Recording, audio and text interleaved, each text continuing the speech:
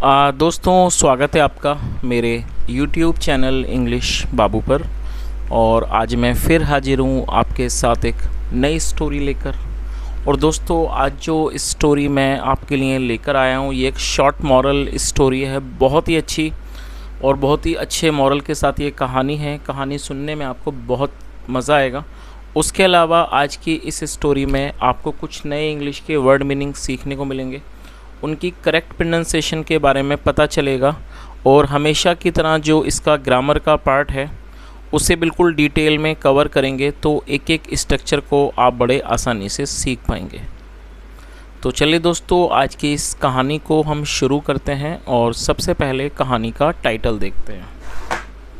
कहानी का टाइटल है फियर ऑफ बीइंग कॉट। क्या मतलब हुआ दोस्तों? बीइंग के बाद यदि थर्ड फॉर्म आए तो ये पैसिव वॉइस का वाक्य कहलाता है। CATCH कैच मतलब पकड़ना, और ये थर्ड फॉर्म है cot.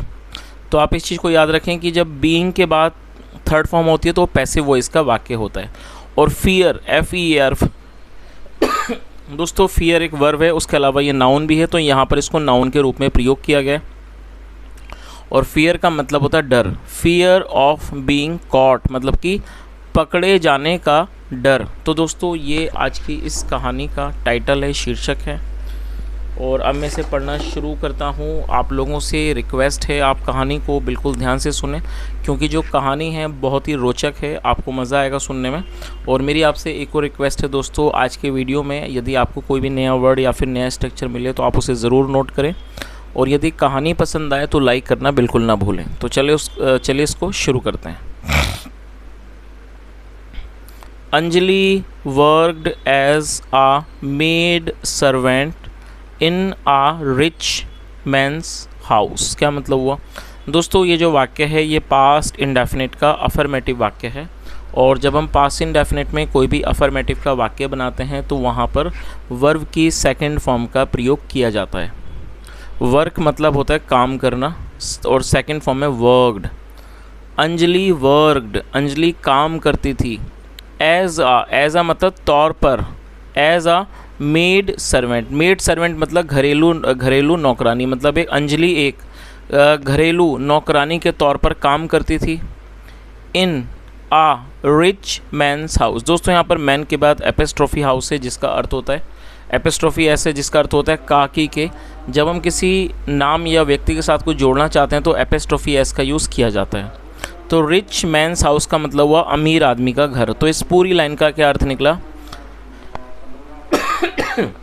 Anjali worked as uh maid servant in uh rich mains house.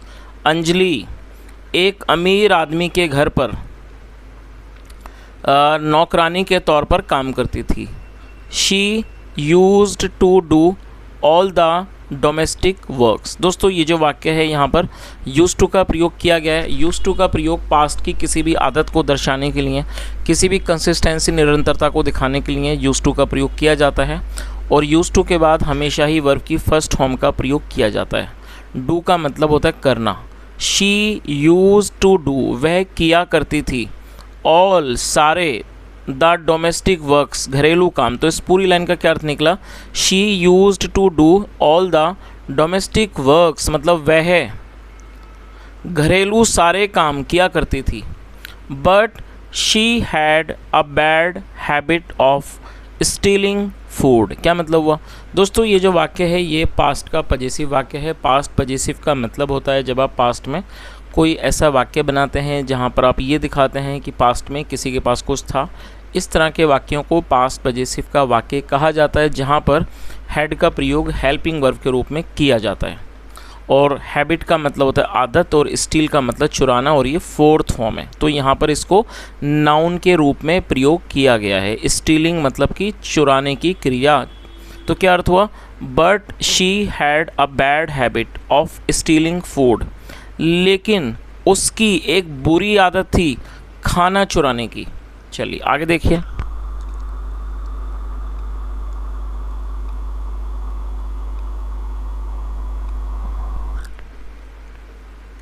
One day the honours family was out. और दोस्तों यहाँ पर ऑनर के बाद एपिस्ट्रोफी एस है, जिसका अर्थ मैंने आपको बताया काकी के। तो ऑनर्स फैमिली मतलब, ऑनर मतलब मालिक, मालिक का परिवार। तो क्या अर्थ हुआ, वन डे एक दिन, the honours family was out, एक दिन मालिक का परिवार बाहर था। वॉज आउट मतलब कि वो घर पर नहीं थे, वो बाहर था। सून जल्दी ही, Anjali was all alone in the house, और जल्दी ही जो अंजलि थी वो घर पर पूरी तरह से अकेली थी। वॉज ऑल अलोन मतलब पूरी तरह से अकेला होना, तो जो अंजलि थी वो घर पर पूरी तरह अकेली थी। She went in to the kitchen and opened the refrigerator. दोस्तों ये जो वाक्य है ये भी पास्ट इंडेफिनिट का अफर्मेटिव वाक्य है, जहाँ पर वर्ब की सेकंड फॉर्म का यूज़ किया जाता है। गो का मतलब जाना, second form went. She went वह गई, इनटू द किचन रसोई में, एंड ओपनड द रेफ्रिजरेटर और उसने रेफ्रिजरेटर जिसे हम फ्रिज कहते हैं उसने उस रेफ्रिजरेटर को खोला। तो इस पूरी लाइन का क्या अर्थ निकला, she went into the kitchen and opened the refrigerator, वह रसोई में गई और रेफ्रिजरेटर को खोला। शी ड्रैंक सम जूस, और दोस्तों ये भी पास्ट इंडेफिनिट का ही अफर्मेटिव वाक्य है। और आप देखेंगे ज़्यादातर जो स्टोरीज़ हैं वो पास्ट में ही रहती हैं, तो आप इसको अच्छे से मजबूत कर लीजिए। पास्ट इंडेफिनिट में जब भी आप कोई अफर्मेटिव का वाक्य बनाते हैं तो हमेशा ही वहाँ पर सेकंड फॉर्म का प्रयोग किया जाता है। ड्रिंक मतलब होता है पीना, सेकंड फॉर्म है ड्रैंक, तो आप इसे नोट कर लीजिए, DRANK। She drank some juice, उसने थोड़ा जूस पिया। एंड देन और फिर, एट सम स्वीट्स, और ईट मतलब खाना, second form eat, and ate some sweets, और फिर उसने कुछ मिठाइयाँ खाईं। She saw two bananas and ate them, और दोस्तों SEEC मतलब देखना, और सेकंड फॉर्म को नोट कर लीजिए SAW। तो ये भी हमारा पास्ट इंडेफिनिट का ही अफर्मेटिव वाक्य है, जहाँ पर वर्ब की सेकंड फॉर्म का यूज़ किया गया है। शी सॉ उसने देखा, टू बनानास उसने दो केले देखे, एंड एट दैम और उनको खा लिया। दैम मतलब उनको।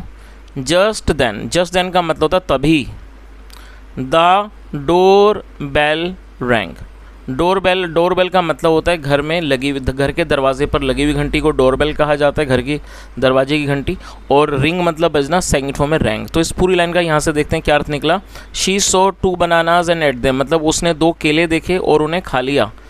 तभी, जस्ट देन मतलब तभी, द डोर बेल रैंग जो दरवाजे की घंटी थी वो बजी।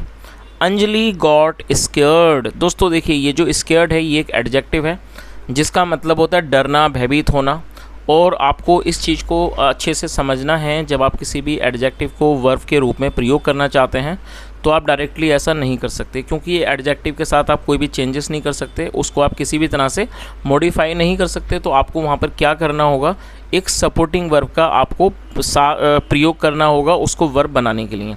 तो जब आप स्केयर्ड को वर्ब बनाना चाहते हैं तो सपोर्टिंग वर्ब के रूप में आपको गेट का प्रयोग करना होता है। तो गेट स्केयर्ड मतलब डर जाना। तो ये पास्ट का वाक्य है, तो यहाँ पर गेट की जगह गॉट का यूज़ किया गया है, क्योंकि पास्ट इंडेफिनिट में हमें सेकंड फॉर्म का यूज़ करना होता है। मैं उम्मीद करता हूँ आप इस बात को अच्छे से समझ गए होंगे। तो क्या अर्थ हुआ, अंजलि गॉट स्केयर्ड, अंजलि घबरा गई, मतलब अंजलि घबरा गई, ऐसा था अंजलि डर गई। शी थॉट, थिंक मतलब सोचना या लगना, सेकंड फॉर्म थॉट, स्पेलिंग को नोट कर लीजिए THOUGHT। शी थॉट उसे लगा, ओह आई थिंक मुझे लगता है, the owner family has come back. दोस्तों देखिए ये जो वाक्य है ये प्रेजेंट परफेक्ट का वाक्य है, और मैं चाहूँगा आप इसके स्ट्रक्चर को सुन लीजिए और साथ में नोट कर लीजिए। प्रेजेंट परफेक्ट का मतलब होता है वर्तमान में किसी क्रिया का पूरा होना, पाया जाना। आया है, गया है, लिया है, दिया है, चुका है, खाया है, पिया है, इस तरह के जो भी आप वाक्य सुबह शाम बनाते हैं ये सारे प्रेजेंट परफेक्ट के ही वाक्य होते हैं। जैसे मैं आया हूँ, वह गया है, मैं खाना खा चुका हूँ, वह मंदिर जा चुका है, मैंने कार खरीदी है। इस तरह के जो भी वाक्य जहाँ पर आप ये दिखाते हैं कि वर्तमान में कोई क्रिया पूरी हो चुकी है उसको प्रेजेंट परफेक्ट का वाक्य कहा जाता है। जहाँ पर हैज़ या हैव का प्रयोग हमें हेल्पिंग वर्ब के रूप में करना होता है। यदि आपका सब्जेक्ट होगा आई, वी, यू, दे या फिर प्लूरल नाउन तब आपको हैव का यूज़ करना है, और यदि सब्जेक्ट होगा ही, शी, इट या सिंगुलर नाउन तब आपको हैज़ का यूज़ वहाँ पर करना है, और साथ में वर्ब की थर्ड फॉर्म का यूज़ आपको करना होता है। चलिए इसका मतलब को देख लीजिए। अब देखिए यहाँ पर हैज़ का प्रयोग क्यों किया गया है, क्योंकि जो फैमिली है वो सिंगुलर नाउन है और सिंगुलर नाउन के साथ हैज़ का यूज़ किया गया है। और कम मतलब आना, और थर्ड फॉर्म भी कम बैक मतलब वापस आना। तो इस पूरी लाइन का क्या अर्थ निकला, शी थॉट उसे लगा, ओह आई थिंक मुझे लगता है, the owner family has come back, मतलब मालिक का परिवार वापस आ चुका है। What should I do with these banana peels. दोस्तों यहाँ से देखिए शुड का यूज़ किया गया है। अब शुड का यूज़ कब किया जाता है? शुड का प्रयोग किसी भी वाक्य में सलाह को दर्शाने के लिए किया जाता है। अब वो सलाह चाहे आपके लिए हो, दूसरे व्यक्ति के लिए हो, किसी के लिए भी हो, तो जब भी आप कोई ऐसा वाक्य बनाएंगे जहाँ पर आप किसी भी सलाह को दर्शाना चाहते हैं, दिखाना चाहते हैं, तब आपको शुड का यूज़ करना है, साथ में आपको फर्स्ट फॉर्म लगानी है। अब जैसे मान लीजिए आप वाक्य बनाते हैं, मुझे कहाँ जाना चाहिए, तो ये भी एक सलाह है। आप क्या बोलोगे? Where should I go. मुझे क्या खरीदना चाहिए? What should I buy. तो सिंपली आपको समझना है, जब आप सलाह दर्शाएंगे तो शुड का यूज़ आपको करना होगा, और यदि वो इंट्रोगेटिव होगा तो शुड का यूज़ पहले, फिर सब्जेक्ट, फिर फर्स्ट फॉर्म। और यदि आप इंट्रोगेटिव वर्ड का भी यूज़ करना चाहते हैं तो शुड से पहले आपको उस इंट्रोगेटिव वर्ड को मेंशन करना होगा। व्हाट मतलब क्या, तो व्हाट शुड आई डू, तो क्या होगा? मुझे क्या करना चाहिए। विद दीज बनाना पील्स, और पर पील को आप नोट कर लीजिए, पील का मतलब छिलके। तो क्या अर्थ हुआ? What should I do with these banana peels, मतलब मुझे इन छिलकों का क्या करना चाहिए। और दोस्तों यहाँ पर मैं आपको एक छोटी सी एक्सरसाइज दूंगा। अभी मैंने आपको शुड के बारे में बताया, तो मैं आपको 2 वाक्य देता हूँ, बल्कि मैं 3 वाक्य दूंगा आपको, पॉजिटिव, अफर्मेटिव, नेगेटिव, इंट्रोगेटिव। आप उन तीनों को बनाएं और आप उन्हें कॉमेंट में शेयर करें। चलिए आप उन्हें एक एक करके नोट कर लीजिए। पहला वाक्य है, आपको पार्क जाना चाहिए। आई रिपीट द सेंटेंस, आपको पार्क जाना चाहिए, ये अफर्मेटिव है। आप दूसरा नोट कर लीजिए, आपको झूठ नहीं बोलना चाहिए। आई रिपीट द सेंटेंस, आपको झूठ नहीं बोलना चाहिए। अब दोस्तों तीसरा जो वाक्य है वो इंट्रोगेटिव का है, अब आप उसे भी नोट कर लीजिए, क्या मुझे कार खरीदनी चाहिए। आई रिपीट द सेंटेंस, क्या मुझे कार खरीदनी चाहिए।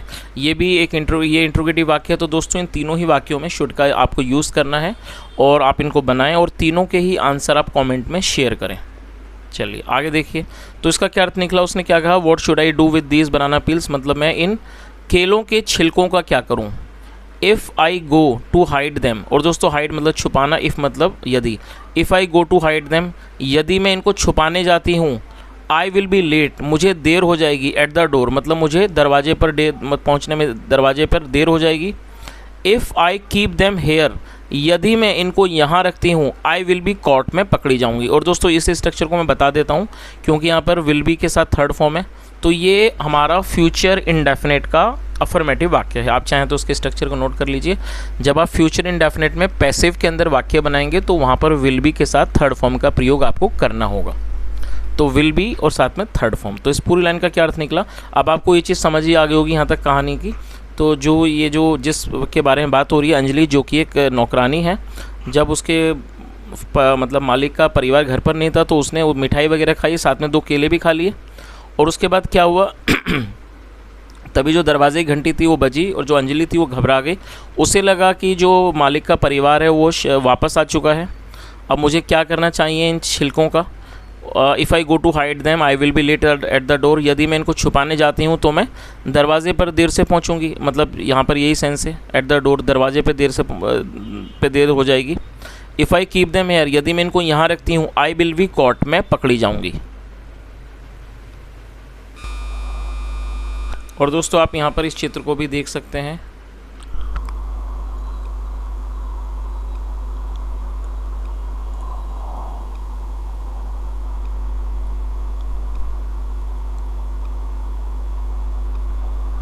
सो इसलिए Anjali ate up the banana peels to.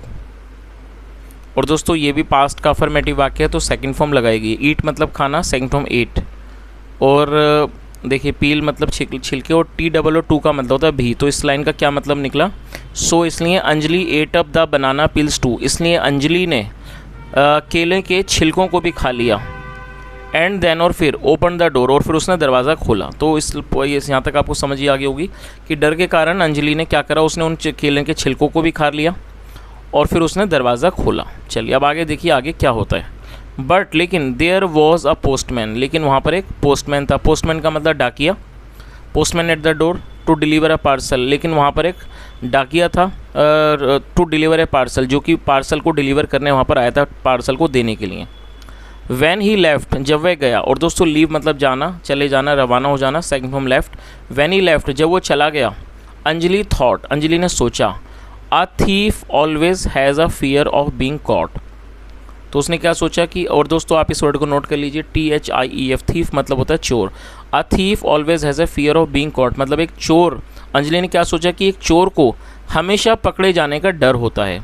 Today, आज, this fear made me eat banana peels too. और दोस्तों ये जो वाक्य है, यदि आप इस वाक्य के बारे में बात करें तो ये पॉजिटिव वाक्य है। और जब हम पॉजिटिव में कोई वाक्य बनाएंगे तो वहाँ पर मेनली मेक का यूज़ हमें करना होता है वर्ब के रूप में, और यदि पास्ट में होगा तो मेक की जगह मेड का यूज़ करना होगा। तो उसने क्या कहा, टुडे दिस फियर, मतलब आज ये जो डर है, made me eat banana peels too, उसने मुझे केले के छिलकों को भी खिलवा दिया।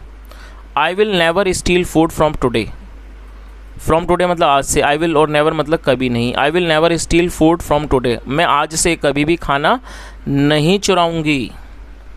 तो दोस्तों ये आज की एक छोटी सी कहानी थी, और मैंने अपनी तरफ से पूरी कोशिश की है आपको हर एक वर्ड की मीनिंग समझाने की, साथ में ट्रांसलेशन के प्रोसेस को भी बताने की। यदि आप पहली बार मेरे चैनल पर आए हैं और तो आपका यदि अनुभव बहुत अच्छा रहा हो, आपको ऐसा लगता हो कि मैं ठीक पढ़ा रहा हूँ, आपने कुछ सीखा है, तो आपसे रिक्वेस्ट है आप इस वीडियो को ज़रूर लाइक कर दें, चैनल को भी सब्सक्राइब कर दें। और आपके एक एक सब्सक्राइब से और एक एक लाइक से दोस्तों बहुत ज़्यादा मोटिवेशन मिलता है इस तरह के वीडियोस को बनाते रहने के लिए। और उसके अलावा दोस्तों मेरे जो चैनल है इसके ऊपर सुपर थैंक्स का भी ऑप्शन है, तो यदि आप अपनी इच्छा अनुसार कुछ इसमें पे करना चाहें तो आप सुपर थैंक्स में भी जाके आप हमारे चैनल की आर्थिक मदद कर सकते हैं वहाँ से पे करके। और उसके अलावा दोस्तों यदि आपका कुछ सुझाव हो तो कॉमेंट में ज़रूर बताएँ, कोई भी तरह का आपका सजेशन हो आप उसे शेयर करें कॉमेंट में। यहाँ तक सुनने के लिए thank you so much. Have a nice day and bye.